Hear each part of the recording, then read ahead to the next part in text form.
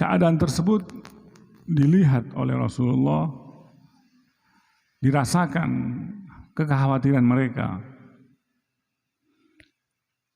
sehingga Rasulullah cepat memberikan penjelasan maksud yang dikandung dalam ayat ini. Sehingga beliau Rasulullah SAW menyampaikan, laisa kama tadunnun, bukan seperti yang kalian fahami, kalian sangka. Yang dikandung ayat itu seperti yang kalian sangkakan. Karena bahasa Arab ini begitu keluar, orang Arab itu memahami maknanya.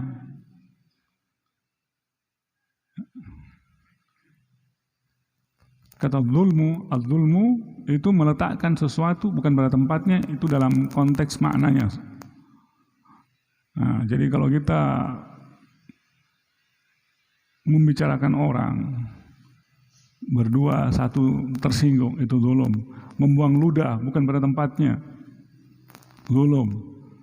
Meletakkan sesuatu bukan pada tempatnya, itu zulum. Jadi semua yang bukan pada tempatnya itu kategorinya zulmu, zalim. Jadi begitu ayat ini turun, mereka-mereka yang beriman, yang tidak mencampurkan keimanan mereka dengan kedzaliman, meletakkan ini pada itu, sahabat memahami seperti itu. Kemudian Rasulullah menjelaskan kepada mereka apa makna zulum yang dikandung dalam ayat ini sebenarnya, ya, yang membuat kalian risau dan bukan seperti yang kalian pahami. Nabi menjelaskan, alam tasma qaula abdus saleh inna syirka la zulmun azim. Sungguhnya yang dimaksud az-zulmu dalam ayat ini adalah perbuatan syirik, menyekutukan Allah. Alam tasma' qaula abdus saleh, tidak akan kalian dengar seperti yang dinyatakan oleh hamba Allah yang saleh, Luqmanul Hakim. Inna syirka la zulmun azim, ya bunayya la tusyrik billah, inna syirka la zulmun azim. Wahai anakku, jangan kau sekutukan Allah dengan apapun. Sungguhnya perbuatan syirik itu adalah zulmun atau aniaya terhadap diri yang paling besar. Ini yang dikandung oleh ayat yang tadi. Jadi kalau dimaknai, alladzina amanu, mereka-mereka yang beriman, walam yalbisu imanahum bidzulmin, tidak mencampurkan keimanan mereka dengan perbuatan zalim. Zalim di sini dimaknai perbuatan syirik, tidak menyampurkan keimanan mereka dengan perbuatan syirik. Jadi iman itu pemurnian, tauhid, tidak dicampurkan dengan hal-hal yang menyekutukan Allah Subhanahu wa taala. Apa bagi mereka? Orang-orang ini Allah berikan ulaika lahumul amnu, bagi mereka keamanan yang Allah jaminkan buat mereka dari siksanya. Wahum muhtadun, dan mereka itulah orang-orang yang sebenarnya mendapatkan petunjuk yang Allah Subhanahu wa taala. Ini makna dari ayat itu.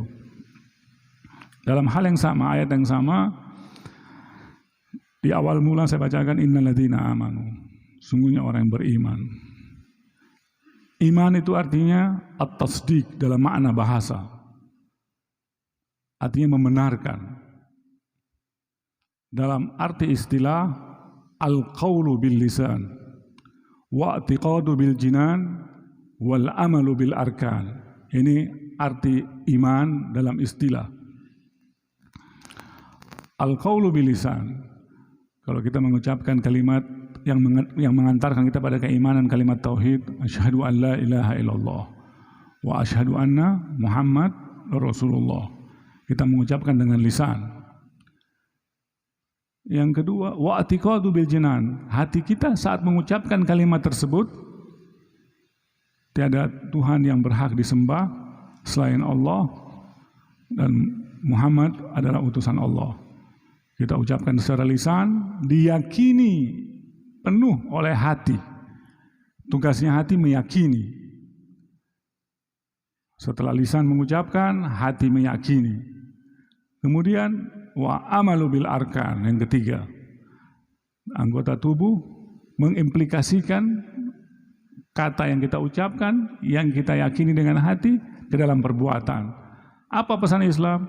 Aqimus shalah. wa ita'iz zakah, wa hijjul bait, ya, ila akhirih. Semuanya yang menjadi keyakinan, rutinitas yang menjadi pegangan kita dalam ajaran Islam itu kita lakukan, kita implikasikan dalam kehidupan kita. Ini itu iman.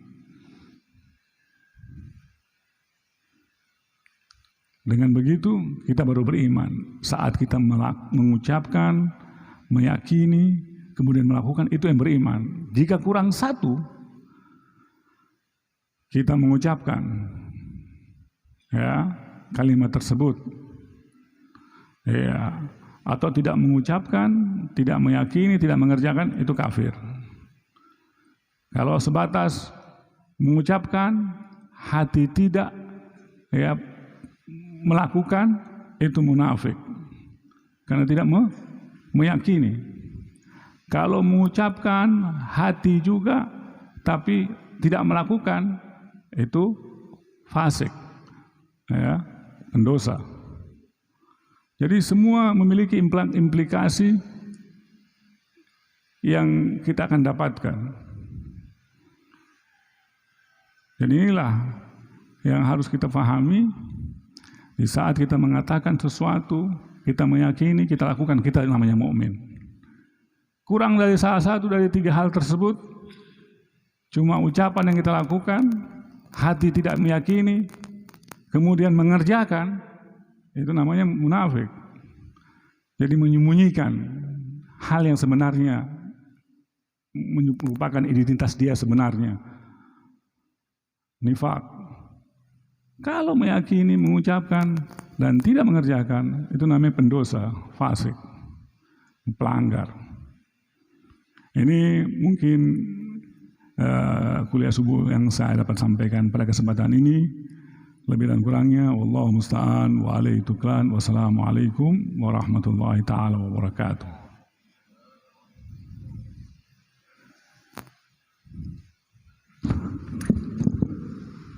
Kepada Bapak Ibu yang kebetulan ingin ada sesuatu yang ditanyakan seperti apa yang kita sampaikan tadi malam, insyaallah kita akan memberikan kesempatan kepada Bapak Ibu yang masih ingin bertanya tentang masalah agama Islam.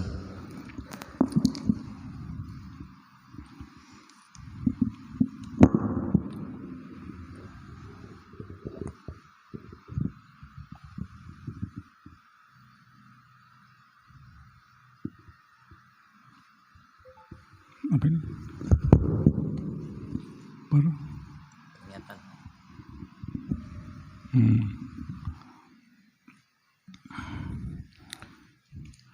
Siapa yang pertama kali melakukan pekerjaan maulid Nabi Muhammad SAW? Kemudian apa makna daripada memperingati peringatan tersebut? Karena banyak masyarakat kita hanya memaknai perayaan maulid, hanya merebutkan bendera, telur, dan nasi. Wajib. Dan bagaimana para ulama mengenai maulid Nabi?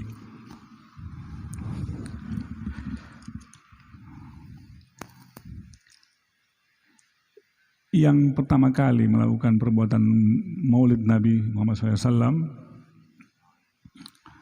sebelum kita menyebutkan, kita mempertanyakan apa hal yang melandasi latar belakang maulid ini dilakukan. Itu dulu. Maulid Nabi Muhammad SAW ini, kalau kita tanyakan kenapa kita meringati, kita jawab bahwa Rasulullah SAW memperingati maulid Nabinya, tapi dengan cara beliau berpuasa. Kita teringat sabda Nabi Muhammad SAW, ditanya apa alasan yang beliau landasi dengan berpuasa pada hari Senin. Jawab beliau apa? Dzalika yauma wulidtu fihi. Pada hari itu aku dilahirkan. Hari Senin itu adalah yang aku berpuasa pada harinya, adalah hari di mana aku dilahirkan. Yaumul Khamis, hari Kamis, hari di mana turfa'u amalu ibn Adam. Fa uhibbu an turfa amali wa inni sha'im. Hari Kamis puasa itu diangkatnya amal anak Adam ini ke langit. Dan aku menginginkan diangkatnya amalku, aku dalam keadaan berpuasa. Kemudian alasan lain seperti yang saya sampaikan semalam, kalau tidak salah saya singgung, rahmat apa yang paling besar yang kita terima dalam hidup melebihi nilainya dan besarnya daripada diutusnya Rasulullah SAW ke dunia ini sebagai penyelamat untuk umat manusia. Tidak ada rahmat yang melebihi itu. Ada firman Allah dalam Al-Quran, "Qul bifadlillah wa birahmatihi fabidzalika falyafrahu huwa khairu mimma yajma'un." Katakan kepada mereka Muhammad, dengan keutamaan Allah dan dengan rahmatnya, belas kasihnya, ya, fabidzalika, dengan hal tersebut hendaknya mereka bergembira, falyafrahu huwa khairu mimma yajma'un, itu lebih baik dari apa yang mereka kumpulkan. Jika saja kita meyakini bahwa sungguhnya maulid, bahwa sungguhnya kehadiran Nabi itu adalah anugerah terbesar dalam hidup yang kita miliki, karena beliaulah penyelamat untuk kita, ayat ini mengenengahkan kita, memerintahkan kita untuk berbahagia, bergembira atas nikmat tersebut. Dengan cara apa kita menyikapi nikmat yang Allah berikan kepada kita, selain dengan mendekatkan diri, menyukuri. Memperingati Maulid Nabi itu salah satu bentuk menyukuri. Karena di tempat tersebut saat kita hadir, kita mengumpulkan jamaah-jamaah. Untuk apa? Menyerap, mengenal, mempelajari, meneladani sosok daripada orang yang menyelamatkan kita, yaitu baginda Nabi Muhammad SAW. Hal ini merupakan bentuk rasa syukur. Ya, kita mengumpulkan, mendengarkan ceramah untuk menambah, mencas kita punya iman, keyakinan kita. Kemudian Maulid pertama kali dilakukan ini oleh para di wilayah Damaskus, ya, jauh sebelum memang agak-agak terakhir, ya, di zaman Kesultanan, ya, Mamalik, ya, dari Ardabili, wilayah Suriah sana, mereka lakukan ini, mereka kumpulkan dan membuat hidangan, mengundang semua, ya, raja-raja di sana, ya, di Suriah, wilayah Suriah, Damaskus, semua itu di wilayah sana. Maulid ini tidak dilakukan cuma di Indonesia, di sana dilakukan juga, di Sudan Maulid ada, cuma konteks yang mereka lakukan, Sudan, Mesir, wilayah Arab, semua melakukan Maulid. Konteks Maulid mereka berbeda dengan kita yang kita lakukan. Mereka ada yang pawai, bawa bendera, membagikan makanan-makanan, mereka namakan manisan Rasul atau halawah Maulid. Kalau di Sudan mereka baca, di Mesir juga mereka baca rawi di rumah-rumah. Saat itu kumpul keluarga semua bersama. Jadi konteks yang mereka lakukan dengan kita berbeda. Ya, di tempat lain lagi di Emirat, di mana mereka mendengarkan khutbah-khutbah, ya, ceramah-ceramah. Ya, kalau cuma makanan ini memang menjadi ciri khas kita telur. Kalau di sana lain, manisan yang dibagikan. Makanya mereka menamakan halawatul maulid, manisan maulid yang dibagi. Ya, mereka mengharapkan berkah di situ. Ya, sekarang kalau yang menghadiri salah memahami konteks hadirnya maulid itu untuk apa, tentunya tidak merusak daripada maulid itu sendiri. Ya, cuma oknum-oknum yang tidak memahami, dia cuma ingin mendapatkan berkah. Ya, tujuannya cuma itu. Sehingga mungkin kita melihat dia tidak mencerna apa pesan daripada maulid, mungkin yang tersirat dalam pikiran kita seperti itu. Tapi dia punya keinginan besar, dia ingin membawa berkah itu membagi buat anak-anaknya. Ada berkah di situ, itu sudah satu hal yang baik. Ya, tinggal nanti diberikan penjelasan. Hadirnya maulid itu adalah untuk mencas dan mengenal, sehingga menambah cinta kita kepada figur yang kita lakukan, hadirkan untuknya maulid Nabi itu.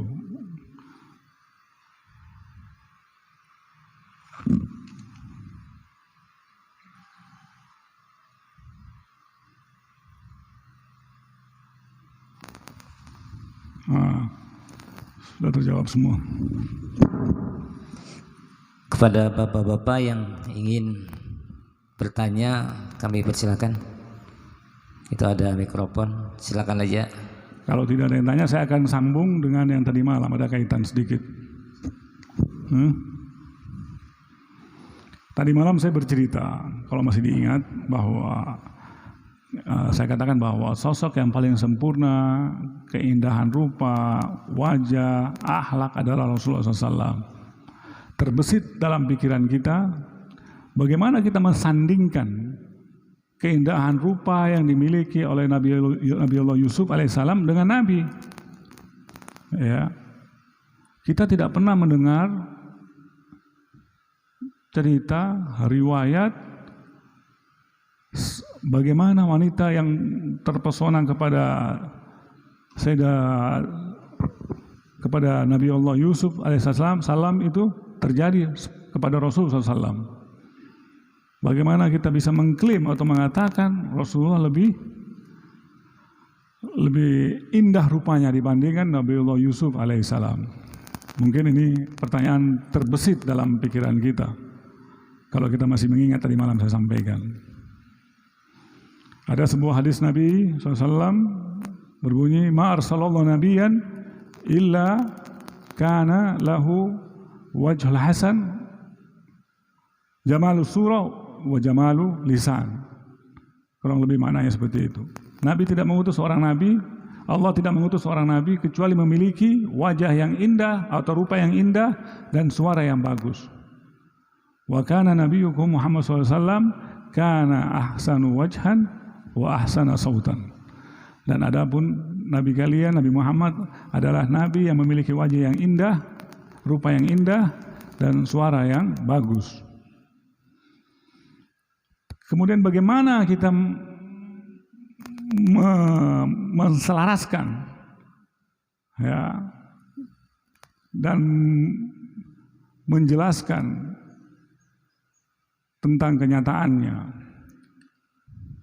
Dalam sebuah hadis dikatakan Allah Subhanahu wa taala memberikan kepada Nabi Allah Yusuf itu satrul jamal, separuh daripada keindahan rupanya. Keindahan rupa itu kalau berbuat sebuah lingkaran diberikan pada Nabi Allah Yusuf itu separuh.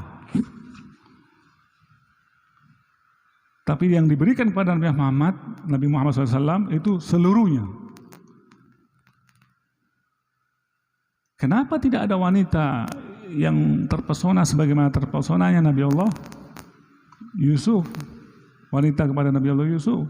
Jawaban para ulama, jika saja wanita yang diberikan separuh keindahan oleh Allah itu terpesona kepada Nabi Allah Yusuf alaihissalam sehingga mereka keluar tidak melihat, saat keluar melihat sosok Nabi Allah Yusuf tidak sadarkan diri memotong tangannya.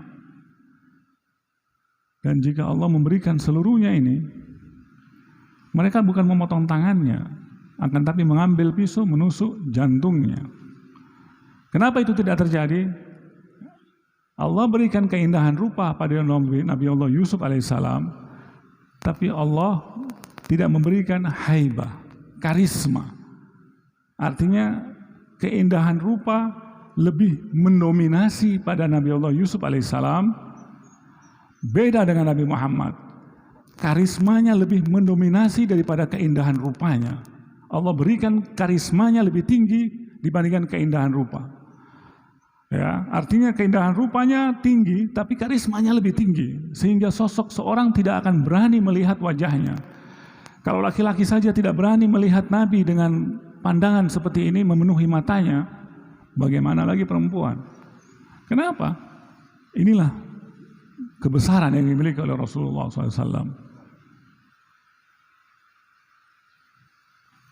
Bahkan diriwayatkan orang yang sering bertemu dengan dirinya, para sahabat-sahabatnya. Orang kalau sudah sering ketemu biasanya biasa aja. Tapi ini pun tidak berani menatap wajahnya. Bola mata itu tidak bisa memenuhi rupanya. Itu bisa memenuhi di saat Nabi tidak melihat ke arah depan. Mereka mencuri pandang dari jauh. Kenapa? Karena ini karisma yang dimiliki begitu besar. Sehingga tidak terjadi, tidak pernah berhasil, dan tidak pernah diceritakan ada orang yang berani memandang Nabi Muhammad SAW. Dikisahkan keadaan ini menjadi sebuah ungkapan ka'anna ala ru'usihim thair. Sahabat-sahabat di saat hadir di muka Nabi seakan-akan di atas kepala mereka ada burung. Kalau di kepala kita ada burung, artinya kita tidak bergerak, tidak mengangkat kepala, menjaga, tunduk terus burung ini supaya tidak terbang. Itulah digambarkan bagaimana sahabat-sahabat Nabi berada di sekitar Nabi. Ini yang membedakan keindahan rupa yang dimiliki Nabi dibarengi dengan karisma kebesaran, haibah jalaliyah yang Allah berikan kepada Nabi yang tidak diberikan kepada Nabi Allah Yusuf alaihissalam. Sehingga keindahan rupa yang baru separuh aja sudah membuat wanita-wanita itu terpesona dengan keindahan rupanya. Berbeda dengan keindahan rupa Nabi, Nabi diberikan keindahan rupa yang semuanya, bukan lagi separuh, seutuhnya semua. Namun diberikan pula karisma kebesaran, sehingga karisma kebesaran lebih mendominasi daripada keindahan rupanya. Ini penjelasan para ulama terkait hal tersebut. Kepada jemaah yang ingin bertanya, silahkan. Silakan.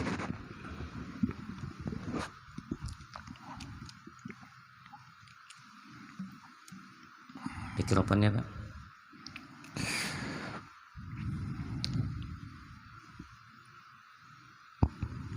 Di dalam Al-Quran disampaikan bahwa laqad kana lakum fi rasulillahi uswatun hasanah. Bahwa pada diri Rasul itu ada contoh yang baik. Sehingga para sahabat itu cenderung untuk mencontoh-contoh segala gerak-gerik, segala perbuatan, perkataan daripada Rasulullah.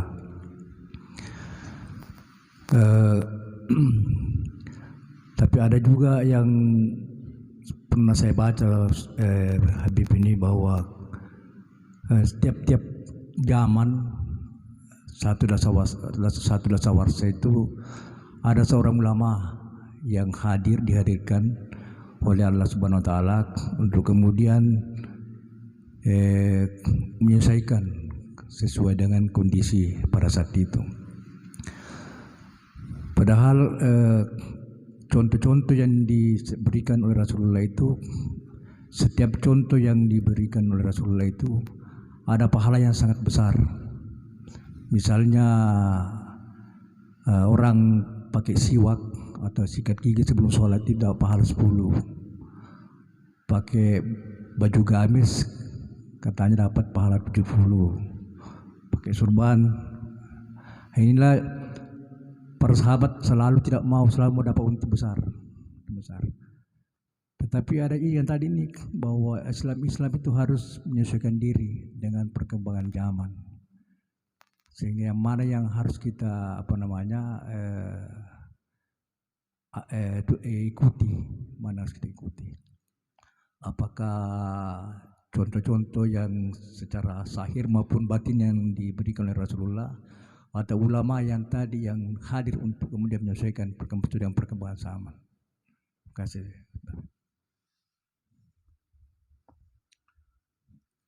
Saya memaknai pertanyaan ini bahwa contoh-contoh yang diberikan kepada Rasulullah SAW itu apakah ada dengan konteks yang baru ya begitu ya? Bagaimana untuk menyampaikan?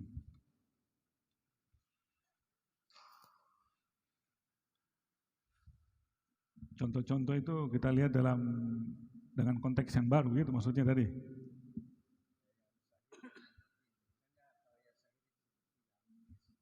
Iya, dalam artinya kalau gamis, jenggot panjang, siwak, apa bisa diganti dengan konteks yang baru gitu? Bukan? Jadi mungkin karena modernisasi gitu ya. Lalu ada semacam yang mengatakan bahwa Nabi memang sesuai dengan laqad kana lakum fi Rasulillah uswatun hasanah dan seterusnya. Contoh yang baik pada diri Rasulullah. Beliau mengatakan bahwa salah satu contoh yang baik bagi Rasulullah adalah ketika mau sholat atau dalam aktivitas menggunakan siwak. Nah, pahalanya lebih banyak. Mungkin dalam dunia modern dikonversi menjadi pasta gigi atau sebagainya, mau sholat dan sebagainya bersih gigi. Kemudian misalnya dalam sholat Nabi menggunakan imamah, tetapi kemudian ada pemahaman dari ulama. Imamah itu mungkin dikatakan sebagai budaya Arab, lalu diganti dengan budaya sesuai dengan budaya di daerah setempat lokal. Gitu. Bismillahirrahmanirrahim. Mendapatkan mengikuti Nabi SAW artinya mengikuti dengan apa yang diperintahkan.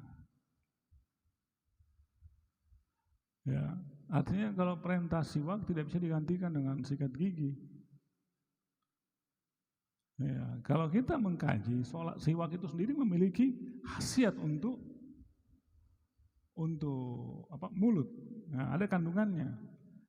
Ya, kalau kita mau sikat gigi biasa kita lakukan di rumah, di sholat itu tetap pakai siwak.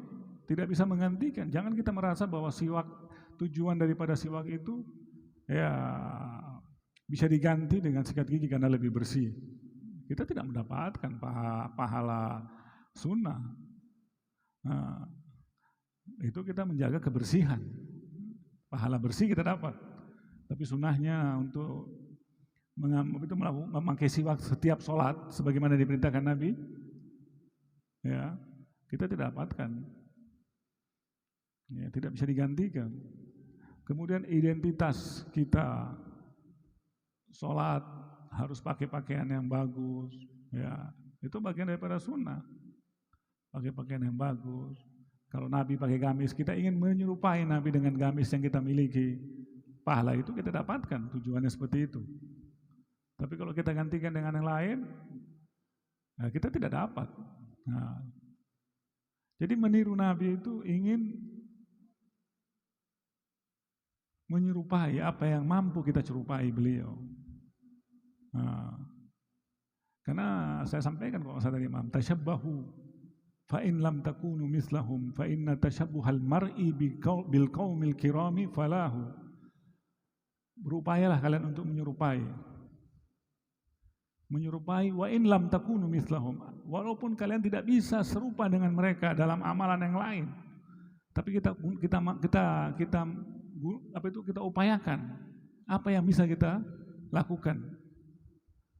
Mendekatilah, kalau tidak bisa sampai semuanya mendekati, kalau tidak bisa semuanya sebagian. Karena berupaya kita untuk menyerupai orang-orang saleh itu falahu, kebahagiaan untuk kita. Nah, makanya tadi malam saya sempat ingat al-qabid ala dinihi, ya, al-masik ala dinihi kal-qabid ala jamri. Orang yang memegang agamanya pada akhir zaman ini seperti memegang bara api. Ya lepas. Apalagi melihat kita merasa terkucilkan dengan pakaian kita mungkin di komunitas orang yang tidak terlalu banyak memakai, kayak teranggap asing kita. Kita tidak asing, ya. Kita memiliki tuntunan. Siapa yang kita pakai begini ada tuntunan kita. Kenapa mereka yang tidak ada tuntunannya mereka bisa percaya diri? Kenapa malah kita tidak? Ada sebuah cerita.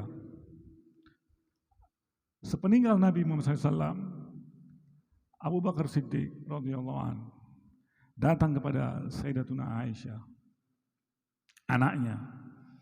Dia pertanyakan, wahai anakku, adakah daripada sunnah Rasulullah SAW yang belum aku kerjakan? Waktu itu anaknya beliau, Siti Aisyah mengatakan, ya ayah, tidak ada terkira sunnah Nabi, ya Allah, yang tidak kau kerjakan. Seingat saya, tidak ada. Tapi mungkin ada satu hal yang belum kau kerjakan. Apa itu? Nabi SAW setiap kali mau pergi ke masjid, dia luangkan waktunya untuk mampir di sudut pasar. Nah, di situ ada orang buta Yahudi. Kemudian dia memberikan makan pada orang tersebut setiap hari. Dia menyebutkan tempat daripada orang buta tersebut. Sisi pasar, sisi kanan pasar disebutkan. Besok harinya bergegaslah Abu Bakar Siddiq ini sebelum ke masjid, dia menuju tempat yang disampaikan oleh anaknya. Untuk apa? Untuk mengikuti sunnah Rasul. Hal yang seperti ini kecil. Ya. Intinya di sini cerita itu. Namun tidak masalah kita lanjutkan cerita itu bagaimana kelanjutannya. Sampai di pasar dia mencoba mencari tahu di mana orang tersebut, Yahudi yang buta. Kemudian dia mendengar suara, saudaraku, di mana engkau? Sudah 3 hari, sudah lama kau tidak datang memberi makan aku. Didekati, dilihat sumber suara itu ada di balik tembok. Dilihat orang itu buta. Ini mungkin yang dimaksud daripada anaknya Aisyah yang setiap hari diberi makan oleh Nabi. Aku sudah lapar, katanya dia. Suaranya mengeluh. Sudah lapar, sudah sekian hari aku tidak makan, aku tidak melihat kau datang kemari. Di mana engkau saudaraku? Artinya setiap hari Nabi memberi makan dia. Dia tidak tahu kalau Nabi ini sudah meninggal. Datanglah Abu Bakar kepada dia membawa makanan. Diberi makanan orang tersebut. Datang orang Yahudi ini merasa, siapa kamu?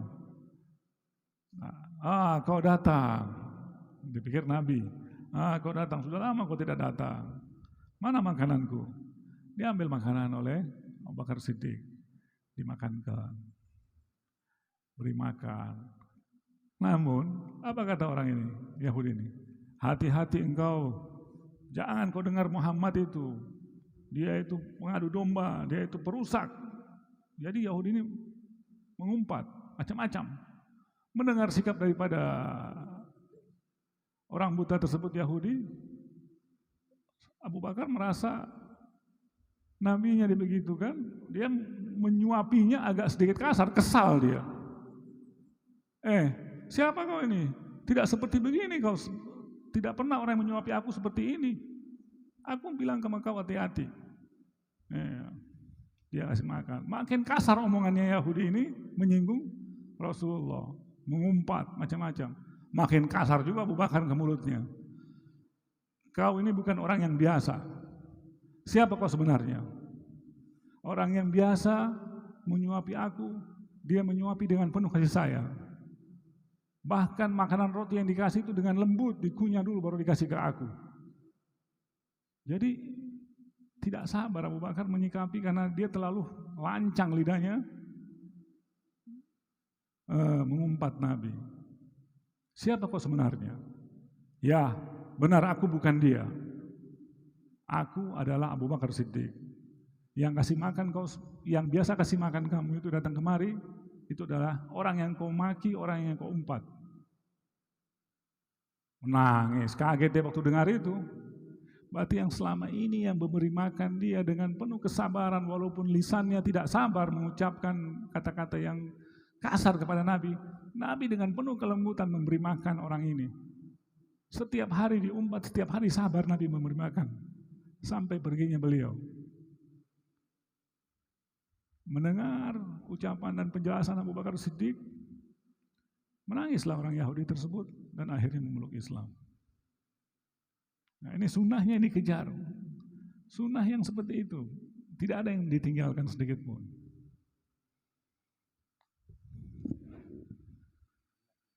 Ya, kalau masih ada, silakan Bib Ahmad Al-Barakbah.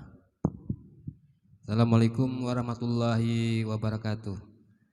Bib, ulun takun tentang hadis dari Aisyah nih kan, masalah sholat fajar, rakaatal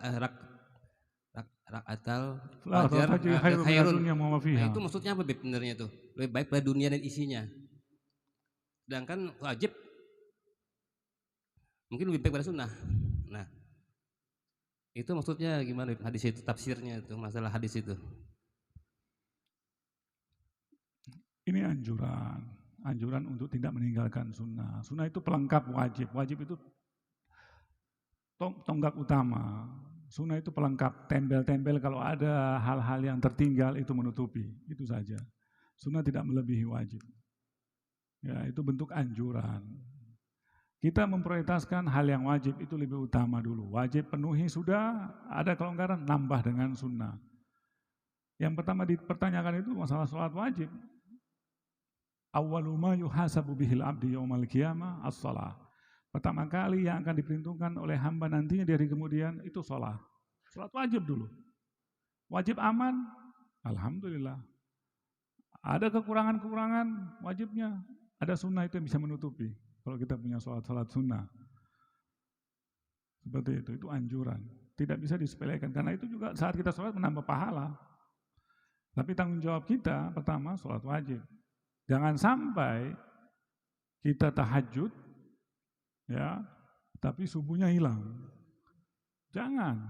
Mendingan kalau nggak mampu mengatur waktu, wajibnya dulu, sholat subuh tepat waktu. Jangan kita mengejar sunnah, meninggalkan wajib. Artinya dahulukan yang muhim atau yang aham, yang lebih penting atas yang penting. Ya, kewajiban kita yang pertama, yang terpenting apa dulu, baru yang lain. Itu aturannya.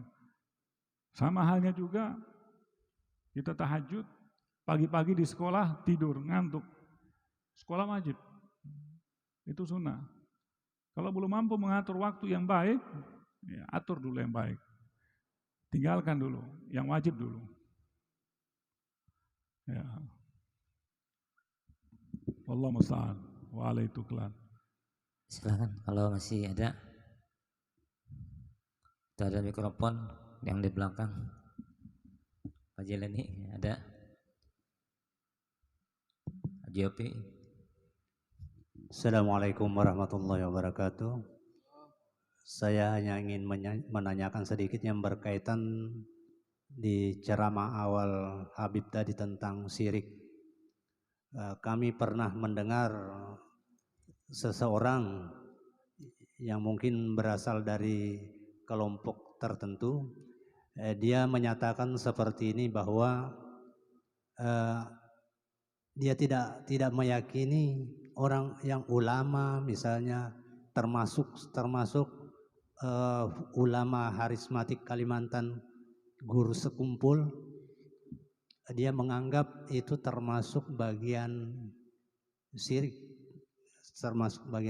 Artinya seperti memasangkan kelambu kuning dan sebagainya. Tapi kira-kira kalau menurut Habib, bagaimana kelompok ini memahami hal seperti ini? Mereka, bismillahirrahmanirrahim. Kelompok itu mereka memiliki pemahaman kullu bid'ah dhalalah, kullu bid'ah finnar. Pemahaman yang terlalu licik, terlalu sempit memahami bid'ah. Ya.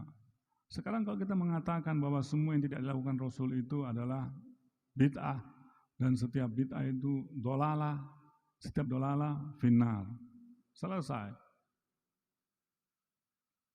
Artinya banyak hal-hal yang kita alami sekarang, Ya, tidak ada zaman Rasul SAW.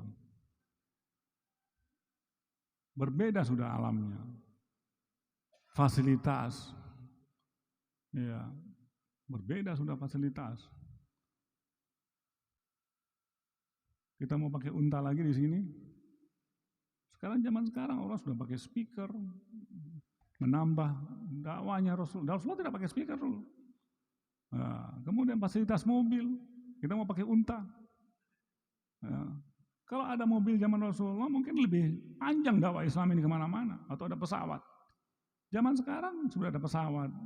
Dai-nya kalau pergi ke sana dengan pesawat lebih fresh, yang jauh kemana-mana menyebarkan agama Allah ini.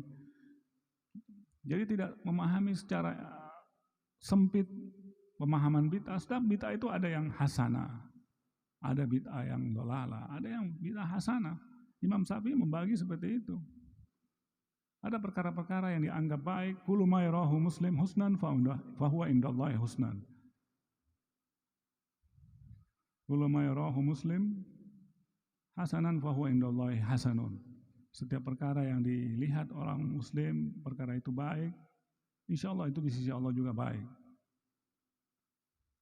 Jadi tidak serta-merta melihat suatu hal yang dikerjakan yang tidak ada zaman Rasul itu dianggap bid'ah, dan bid'ah itu dhalalah, sesat, seperti itu. Ya, ada hal-hal pergeseran budaya. Kalau kita cerita contoh, pergeseran budaya yang tidak dilakukan Rasul, namun itu masih ada budaya yang diislamkan gitu loh, pergeseran budaya. Dan di zaman Rasulullah juga ada seperti itu, pergeseran budaya yang dilakukan orang Yahudi, orang kufar Quraisy, jahiliyah. Kemudian Islam mensadur dan mengislamkan budaya tersebut. Contoh, tawaf. Tawaf itu sebelum Islam sudah ada. Namun cara mereka tidak Islami. Mereka bersiul dan tepuk tangan dan tidak memakai busana. Dirubah ke dalam Islam dengan tata cara yang seperti sekarang ini.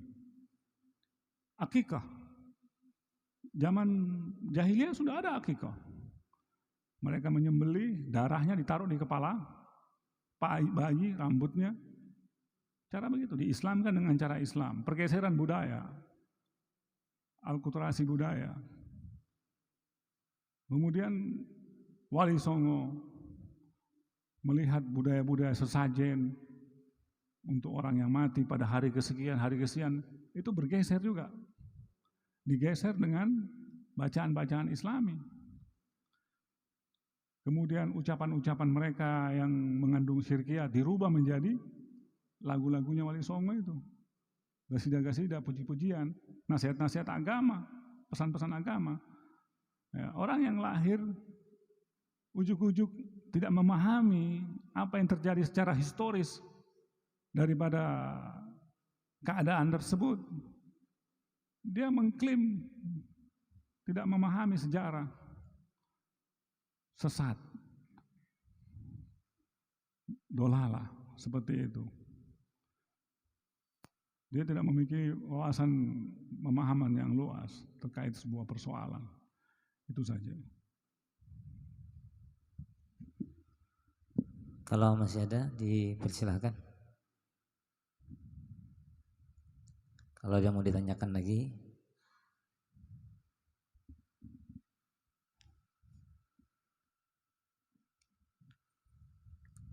Ibu-ibu, mungkin sedikit Bib. Jadi biasanya Bib, tradisi di negara kita itu, terutama orang-orang ingin membangun proyek-proyek besar, biasanya mereka menyembelih hewan-hewan tertentu, dan hasil penyembelihan hewan itu dimasak lalu dibagikan kepada warga yang memakan Bib. Jadi status daging, status makanan, misalnya kambing atau sapi kepalanya ditanam, sementara dagingnya dimasak dan dibagikan dalam rangka untuk membangun suatu proyek. Mungkin tanggapan Habib. Kalau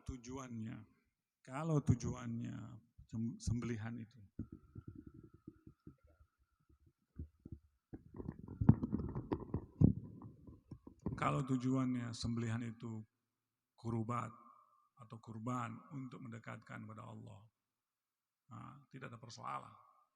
Tapi kalau tujuan kurban tersebut lain daripada itu yang bermasalah.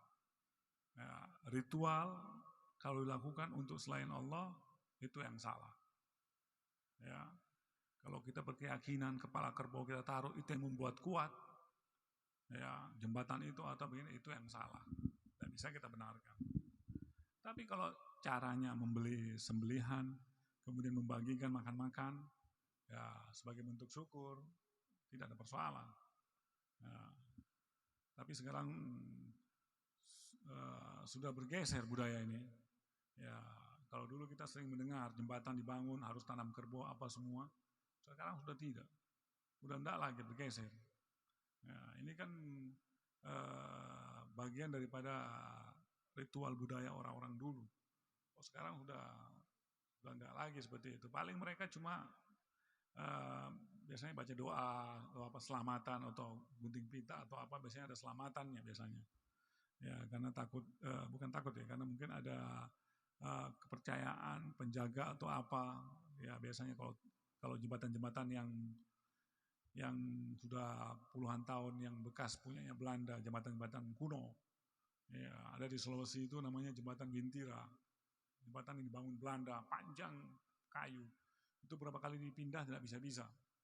Ya, nanti pendekatan secara ritual keagamaan tapi yang tidak yang syirik. Nah, itu selesailah persoalannya.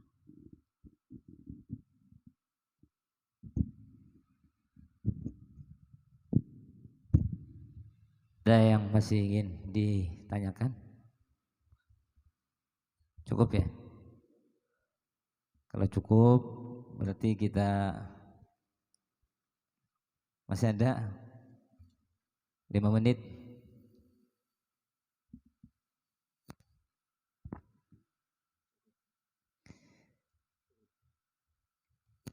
Kalau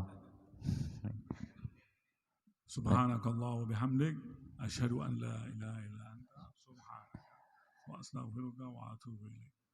يا أرحم الراحمين يا أرحم الراحمين يا أرحم الراحمين فرج على المسلمين يا أرحم الراحمين يا أرحم الراحمين يا أرحم الراحمين فرج على المسلمين يا ربنا يا كريم يا ربنا يا رحيم أنت الجواد العليم وأنت نعم المعين يا أرحم الراحمين يا أرحم الراحمين يا أرحم الراحمين فرج على المسلمين رب احينا شاكرين وتوفنا مسلمين نبعث من الآمنين في زمرة السابقين يا أرحم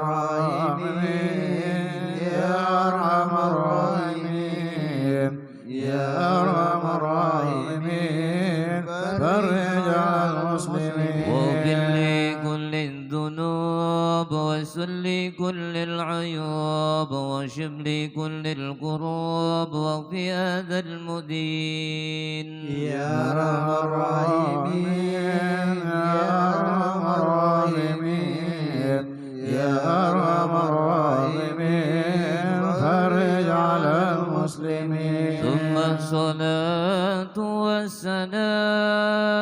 والسلام على شفيع الأنام والآل نعم الكرام وصحبه والتابعين يا أرحم الراحمين يا أرحم الراحمين يا أرحم الراحمين فرج على المسلمين اللهم صل على محمد الله وصل عليه